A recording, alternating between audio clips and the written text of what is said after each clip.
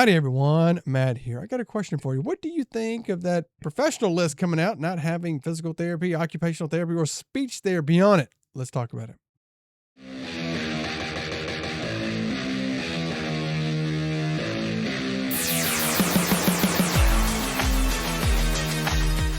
All right, everyone. First and foremost, let me introduce myself. My name is Matt. I am Matt the PT, coming at you with another video, another topic of something from the physical therapy world. And this one is that professional list. And if you notice, they don't have a few degrees on there that are pretty important in rehab. Talking about physical therapy, occupational therapy, speech therapy, not included on there. There's also several other professions that are not on this list. I'm not going to talk about them. I don't know enough about them. There are creators out there who are talking more about it. I saw something about teaching was on there. Those creators, again, can give a much better breakdown. I'm just going to focus on especially physical therapy and the rehab side of it, because that's where I am. And so what the whole thing is that there is this list, and there's some misinformation going around. People saying like, oh, there was this list created and physical therapy is not on there as a profession, that it's not a professional, degree. And it's like, okay, look, it is really not that. Okay. Now, DPT Steph right here, she does a great breakdown of this whole situation, of explaining it so much better than I am going to do. I am tagging her video down below. Please check it out. It's only about 3-4-ish minutes long. Great explanation of everything. And just the gist of it is that this list was created in the late 2000s of what was considered a professional degree versus a graduate school. And you could take out more money for like the Grad Plus loan. And this really just didn't matter for years. But with the passage of the big, beautiful bill, they're limiting federal spending, and they're saying, okay, if you're on this professional list, you can get more federal funding versus if you're not, you can get less. So if you're on the list, you get up to a $200,000 maximum for life. And if you're not, it's only up to $100,000.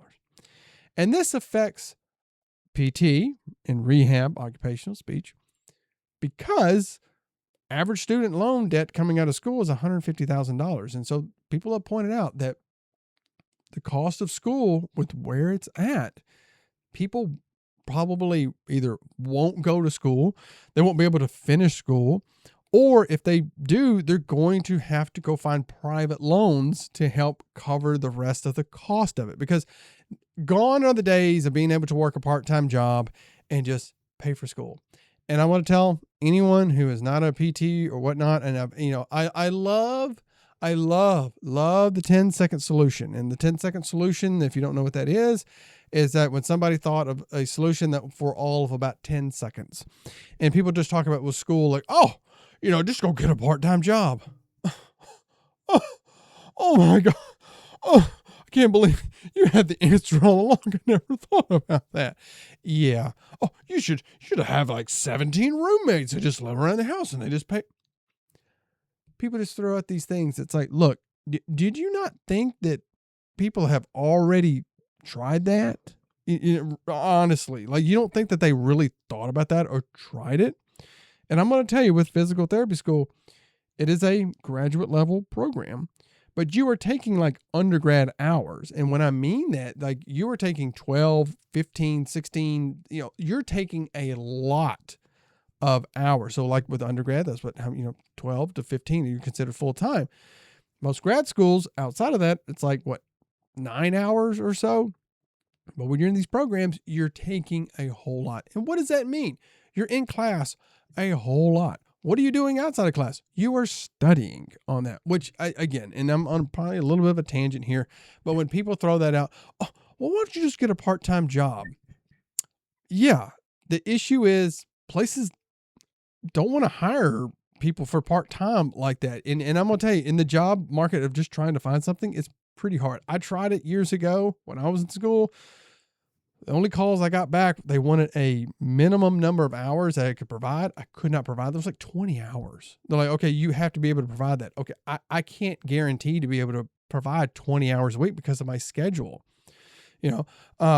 This those things. Or like when you're filling it out, it's like, ask those questions. Always things, how long do you see yourself working for this company? It's like, how do you want me to answer these questions? Like, you're wanting me to go pick up shopping carts in the parking lot. Like, why do I need these deep answers on there?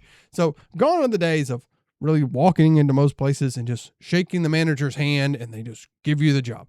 No, it's challenging.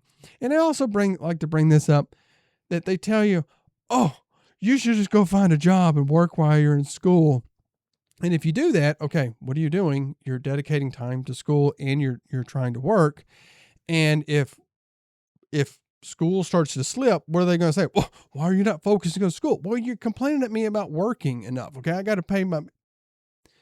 So ultimately, while you're in school, your focus is to take care of school. So those, I'm sorry, I went on a bit of a tangent. It just drives me nuts when people just try to throw out those 10-second solutions. Like, no, I never thought of that at whatsoever. And I've just seen some just crazy things thrown around there as well. There is that other association out there, and they, from what I remember, were big supporters of that bill, but they were just talking all about it in positive ways. And buddy of mine was pointing out, I don't think this bill is actually a good thing. It looks like it's going to really affect student loans, and was trying to bring it up and nobody was listening to him. But now that same group, it's so funny. Whatever the APTA says is positive, they say it's negative. Whatever the APTA says is negative, they say it's positive. They're like, no, this is a good thing because we're going to be able to get paid more because there's going to be fewer PTs. There's going to be less in the workforce, so we can get paid more for what we do. And this is, they're going to lower the cost of tuition for people going to school. They're going to do all of those things, and they're making it. It's like, look, here's the thing.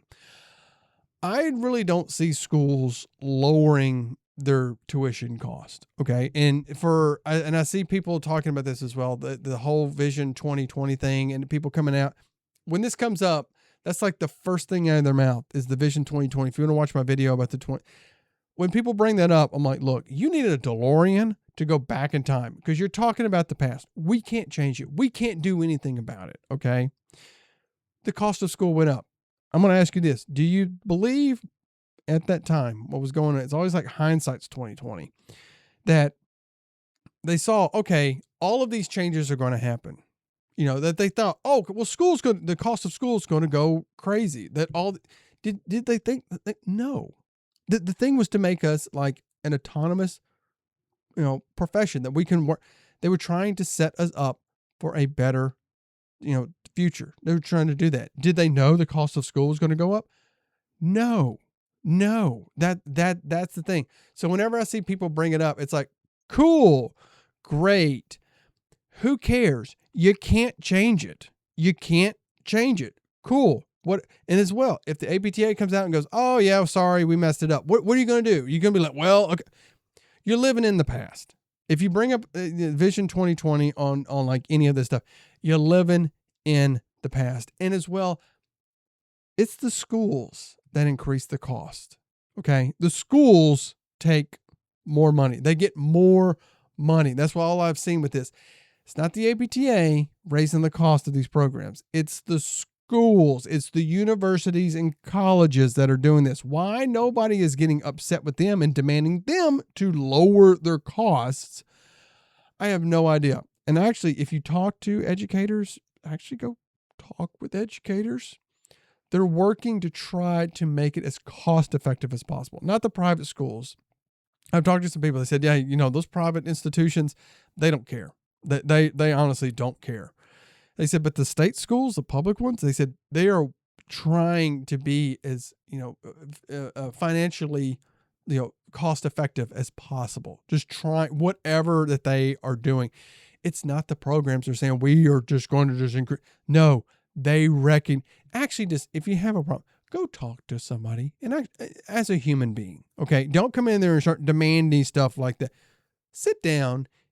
Actually have a conversation. You may walk away and learn something. You would be so surprised. I know, again, it's like your crazy uncle that just sees stuff on the Facebook and it just believes it. And you're like, no, that is not actually true. You're pulling the same thing when you go about doing this of saying, oh, this is good. Take time, go learn about it. But with all this going on, there are some things that we can do about it. And I want to share that with you. If you think OT, PT, and speech need to be included on that professional list, hit that thumbs up button and subscribe to the channel. Back to the video. So I understand that you're probably wondering what to do. What do we need to do about this? This is a time that we really all need to come together. You can think whatever. Think about your colleagues and those other people coming up. I'm seeing those people that just crap on the physical therapy profession or just it's like, okay, but we're going to have negative people and everything. Okay. And I've spoken about that. And it's always those people that are negative, that even if everything changed for the positive, they would still have something to complain about. You probably met those people. It's like, it doesn't matter. It's like, oh, it's a nice sunny day. Well, it's going to rain next week. Like the most negative people. But anyway, you know what? We can just exclude them, whatever. But the APTA did make statements to the RISE committee. So it's the Department of Education. That is the Reimagining and Improving Student Education Committee. They did make statements to them to let them know about this. For as much as people are going to, they did. You probably just weren't paying attention. But there is going to be a time that they want to hear from the public. And this is an important time to make your voices heard. You can start right now. Right now. You can pause this video and make a call. I'm going to show a video on what to do, on how to make that call. But we need to let them know. And nicely, okay? Don't be a jerk when you do this. Don't be, because if somebody's a jerk to you, are you going to be receptive to it? No. Be a decent human being and talk to them. I'm just saying that. I guess that's my dad's side coming out right now. But be respectful and let them know and talk to them. And guess who can call and contact? Not only yourself, your spouse, your significant other, whomever, your boyfriend, your girlfriend, your husband, your wife, whomever. They can do this too. Who else? Your parents.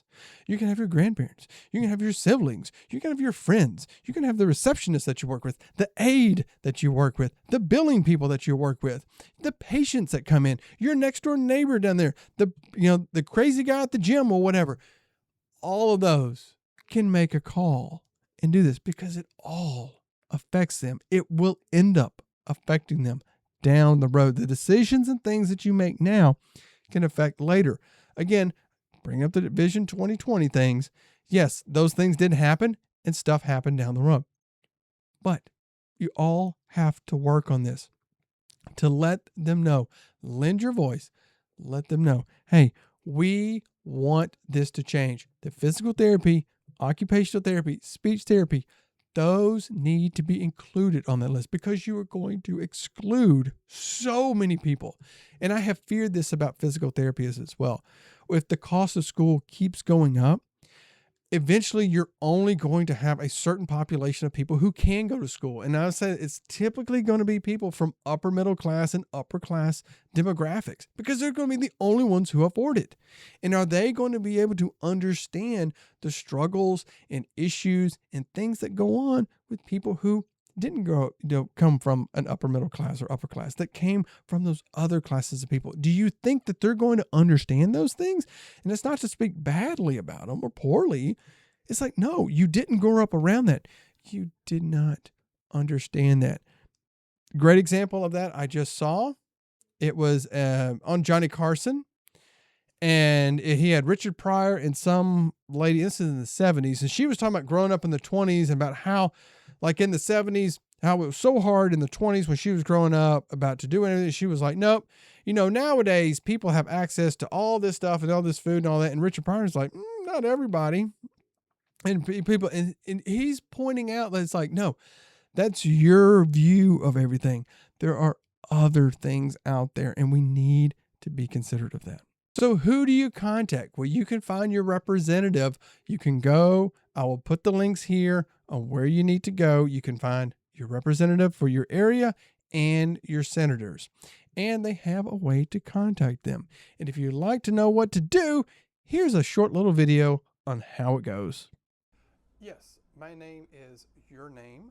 I live at 123 ABC Street, your town, zip code 12345. And my phone number is 555 55555. And what I am doing, I am calling as a constituent of Representative whomever. And I'm asking for their help with the Department of Education's proposal defining the professional degree programs, which is tied to the HR 1 loan limits.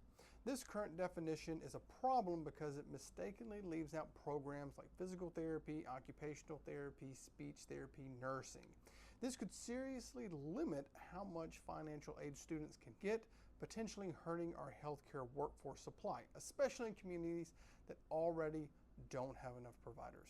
Could you please contact Nicholas Kent under the Secretary of Education so he can understand that Congress intended this for a broader definition and that we should urge the department to reject the narrow recommendations from the RISE Committee. Okay, awesome. Thank you so much. And that's it. That's all you have to do. You can print off a script and give that to your spouse, your significant other, your mom, your dad, your brother, your sister, your grandparents, your grandmother, your granddad, your neighbor, your friends, whomever. Say, hey, this thing takes you 2 or 3 minutes to do. That's all you got to do. It's going to help out me. It's going to help out my colleagues. It's going to help you. It's going to be so important to do that. So I've rambled enough. This has just went on and on and on. But what I would want to do, I want to hear your thoughts, opinions, beliefs. Please share that down in the comments below. Please, let's have a discussion on this. You know, it looks scary, but I have faith in us that we can tackle this, that we can handle this, and help the profession. If you like the video, hit that thumbs up button and subscribe to the channel. It doesn't cost you a copay or anything like that. And until next time, take care of yourself. Take care of your patients. I'll see you then.